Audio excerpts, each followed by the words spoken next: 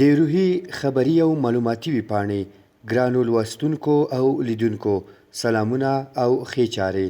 د روحي خبري او معلوماتي ویبپاڼې د معلوماتي ویډیوګانو په لړ کې مو دا ځل د رمزي پیسو یا کریپټو کرنسي په اړه یوه ویډیو درته برابره کړې ده.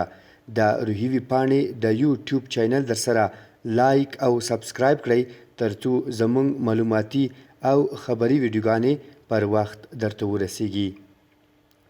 رمزي پیسې کریپټو کرنسي څه ډول پیسې دي او څه ډول کارول کیږي؟ رمزي پیسې یا کریپټو کرنسي برېښنایي پیسې دي چې د پټو کوډونو یا کریپټوګرافي سیستم پکې کارول شوی دی. رمزي پیسو یا کریپټو کرنسي په آزاد بازار کې په برېښنایي ډول سره تبادله کیږي او د یو هیواد د مرکزي بانک له واک څخه په خپلواک ډول کار کوي. رمزي پیسې یا کریپټو کرنسي د هغه برېښنایي پیسو سره توپیر لري چې د یو هیواد د مرکزي بانک تر کنټرول لاندې وي. دغه پیسې په نه مرکزیت یا ډي سنټرالایز ډول سره استعمالیږي.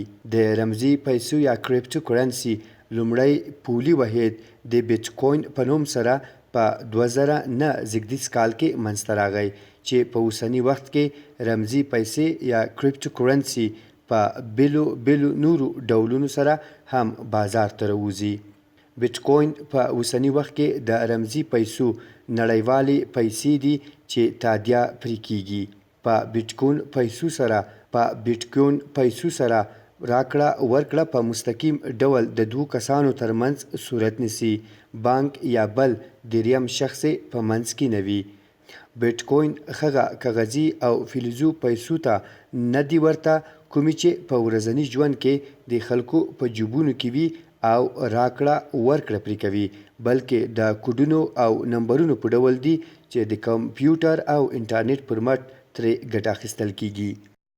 د افغانستان، نړۍ او سیمې د مهمو خبرونو، پیښو او جریانونو په اړه د تازه، پر وخت او دقیقو خبرونو لپاره د روحي ویبپاڼې د یوټیوب چینل لایک او سبسکرایب کړئ ترڅو زموږ نوي او تازه ویډیوګانې پر وخت درته ورسیږي.